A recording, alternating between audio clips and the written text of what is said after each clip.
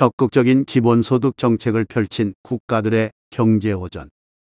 미국, 캐나다, 일본 등은 코로나19 팬데믹 동안 대규모 재정 지출 프로그램을 통해 경제적 충격을 완화하려 노력했습니다.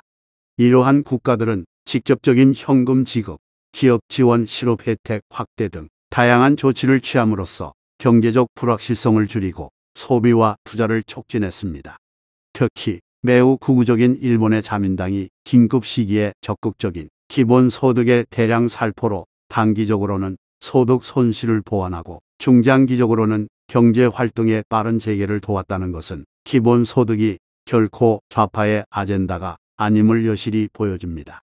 결과적으로 이들 국가는 팬데믹 이후 비교적 빠른 경제 회복세를 보였으며 이는 적극적인 재정 정책에 긍정적인 효과를 보여줍니다.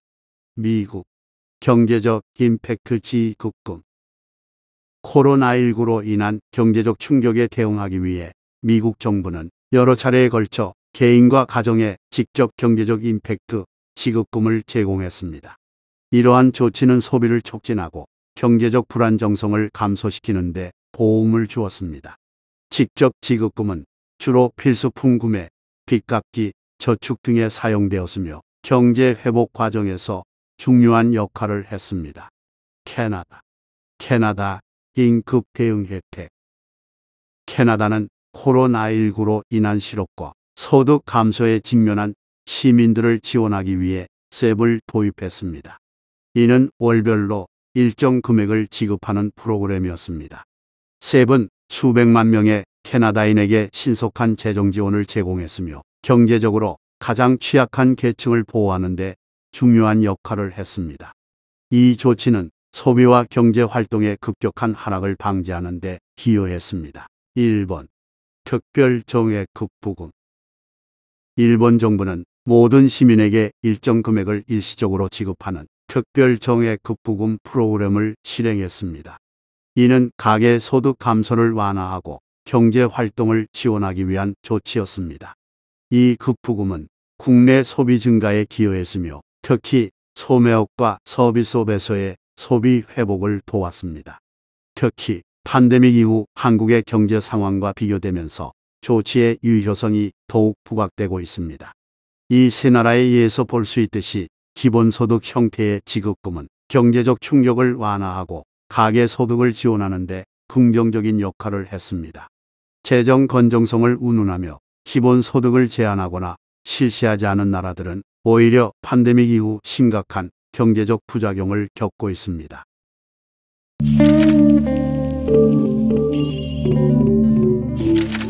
한국의 보수적 재정 정책과 경제 악화. 반면 한국은 팬데믹 기간 동안 상대적으로 보수적인 재정 정책을 펼쳤습니다. 한국의 문재인 정부는 세계 최고의 팬데믹 대처와 초기 기본소득의 살포로 다른 나라와 비슷한 정책을 펼쳤지만 기재부의 강력한 반대로 결국 직접적인 현금 지급과 같은 대규모 재정 지원보다는 금융대출로 해결하고 국가의 재정 건전성은 유지하려는 정책을 추진했습니다.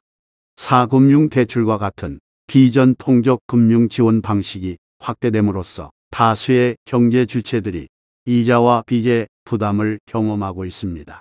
이러한 접근 방식은 단기적으로는 재정 건전성을 유지하는 데 기여했을 수 있으나 경제적 충격에 대한 즉각적이고 광범위한 대응이 부족함으로써 소비와 투자의 둔화, 소득 감소 등 경제 회복에 있어 더딘 모습을 보이고 있습니다. 결국 팬데믹 이후 한국 경제는 다른 국가들에 비해 상대적으로 회복 속도가 느리고 경제적 악화 요인에 더 취약한 상황에 처했습니다. 물론 이러한 경제적 결과를 단순히 재정 정책의 차이로만 설명하기는 어렵습니다. 경제 회복과 성장은 재정 정책 외에도 여러 복합적인 요인에 의해 영향을 받습니다. 여기에는 각국의 코로나19 대응 정책, 백신 보급 속도, 글로벌 공급망에서의 위치, 주요 산업의 특성, 국제무역 환경, 그리고 기타 외부 경제적 요인 등이 포함됩니다. 따라서 팬데믹 이후의 경제 회복 과정을 평가할 때는 재정 정책뿐만 아니라 이러한 다양한 요인들을 종합적으로 고려해야 합니다. 하지만 팬데믹 기간 동안의 재정 정책은 각국의 경제에 중대한 영향을 미쳤으며 적극적인 재정 지원을 통한 경제 회복과 보수적 재정 관리 사이의 균형은 각국의 경제적, 사회적 맥락에 따라 달라졌다는 것은 엄연한 현실입니다. 장기적인 경제 성장과 안정을 위해서는 적극적 재정 정책과 함께 교육, 기술 혁신, 노동 시장의 유연성, 그리고 국제 협력 등 다각적인 접근이 필요합니다.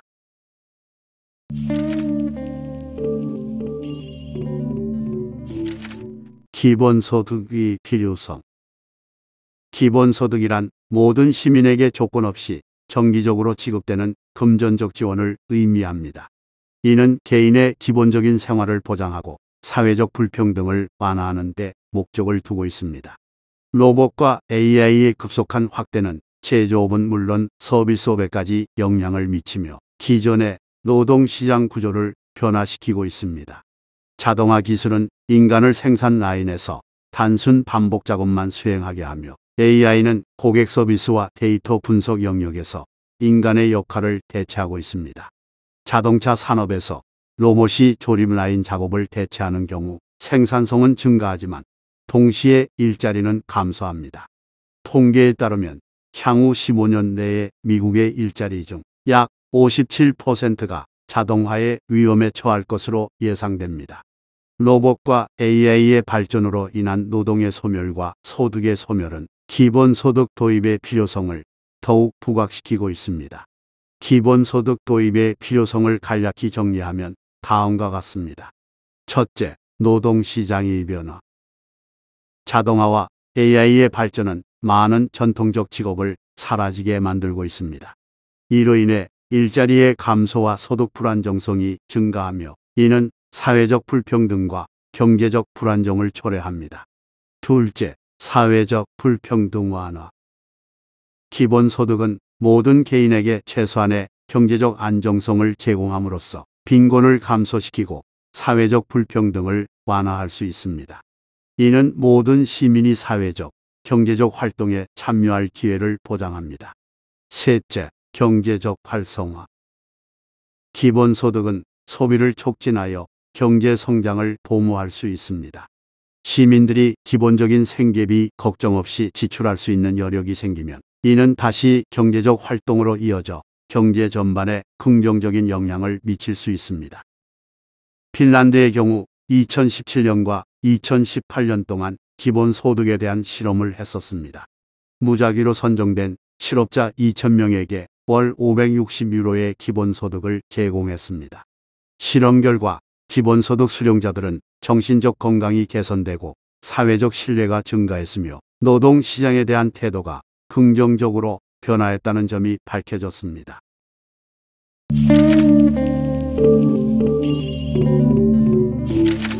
기본소득의 한계.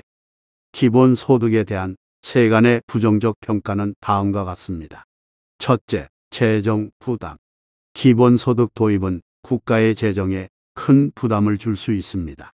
이는 고세율 또는 다른 복지 프로그램의 축소로 이어질 수 있으며 이는 경제적, 정치적으로 논란의 여지가 있습니다. 따라서 리백과 같은 견지에서 로봇세나 AI세를 고민해 봐야 합니다. 둘째, 노동 유인 감소. 일부 비판자들은 기본소득이 노동 의욕을 감소시킬 수 있다고 주장합니다. 사람들이 기본소득에 의존하게 되면 노동시장 참여율이 감소하고 이는 장기적으로 경제에 부정적인 영향을 미칠 수 있습니다. 그러나 그 전에 이미 로봇이나 AI 확대로 일자리 자체가 없어지고 있다는 것이 문제의 본질임을 비켜가는 인식입니다. 셋째, 인플레이션 위험. 기본소득으로 인한 소비 증가가 공급을 초과할 경우 인플레이션을 유발할 수 있습니다. 이는 특히 기본소득이 충분히 조절되지 않고 대규모로 도입될 경우 더욱 심각한 문제가 될 수 있습니다. 그러나 캐나다나 미국, 일본이 그랬던 것처럼 국가 총 GDP 이내에서 관리되면 큰 문제가 되지 않고 오히려 경제에 긍정적이라는 것은 입증이 되었습니다. 오히려 한국처럼 기본소득을 중단하고 금융대출에 의존하면서 팬데믹 이후 경제가 쇠퇴하는 원인이 되었던 것을 상기해야 합니다. 기존 좌파 정당의 한계. 로봇과 AI의 발전은 노동시장뿐만 아니라 정치적 지형에도 중대한 변화를 요구하고 있습니다. 기존의 좌파 정당은 전통적으로 노동 권리와 복지 확대를 주요 아젠다로 삼아왔지만 자동화와 기술 발전에 따른 노동시장의 변화는 기본소득이라는 새로운 사회 경제적 아젠다의 필요성을 부각시키고 있습니다. 기존의 좌파 정당이 추구하는 노동 중심의 복지 정책은 노동시장에서 일자리가 감소하는 현상에 대응하기 어렵습니다. 노동이 소멸하는 시대에는 노동을 기반으로 한 정책만으로는 불평등 문제를 해결하기 어렵습니다. 로봇과 AI 기술의 발전으로 인해 발생하는 경제적, 사회적 변화에 대응하기 위해선 기존의 정치적 아젠다를 넘어선 새로운 접근 방식이 필요합니다.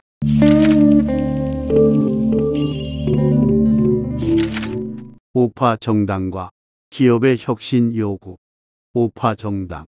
우파 정당은 시장 중심적 접근을 유지하면서도 기술 발전이 사회에 미치는 영향을 고려한 정책을 개발해야 합니다.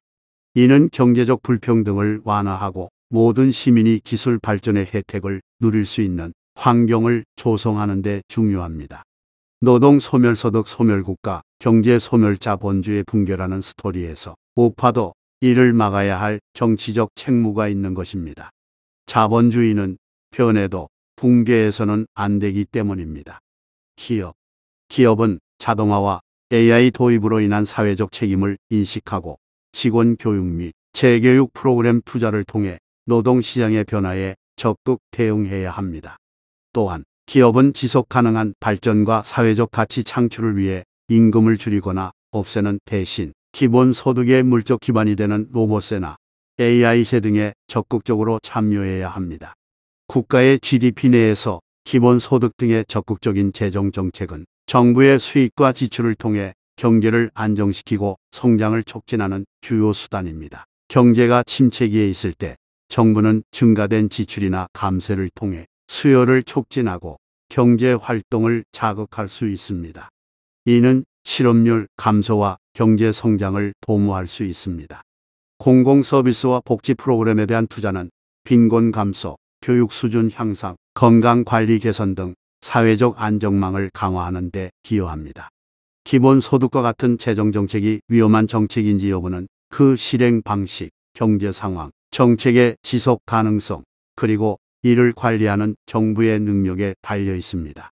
특히 팬데믹 기간 중 극단적으로 갈렸던 나라들의 정책을 비교해 보면 보물 같은 경험들을 얻어낼 수 있습니다. 적어도 중진국, 선진국 수준의 자본주의 경제에서 국가 총생산 이내에서 관리가 된다면 사금융의 대출 확대 정책을 통해 문제를 해결하는 것보다 기본소득 형태가 경제에도 훨씬 좋다는 것이 입증되었습니다. 극우 자민당이 기본소득을 살포했고 진보 정원인 문재인 정권이 기본소득을 중단하고 대출 확대로 돌아선 현실은 의미하는 바가 큽니다. 30년 만에 일본의 경제 성장률이 한국을 앞질렀고 30년 만에 소니가 처음으로 삼성의 영업이익률을 앞섰습니다. 기본소득 정책은 좌파의 아젠다도 우파의 아젠다도 아닙니다. 근대 정치의 한계인 좌파나 우파의 틀을 넘는 새로운 아젠다입니다. 인류의 미래, 노동의 미래, 소득의 미래를 심각하게 받아들이며 국가 국민 기업의 사회적 대타협으로 기본소득이 도입되어야 합니다. 그러지 않으면 노동의 소멸, 소득의 소멸, 국가 경제의 소멸, 자본주의의 붕괴라는 지옥 같은 근미래를 막지 못할 것입니다. 자본주의의 붕괴 앞에서 좌나 우는 없습니다.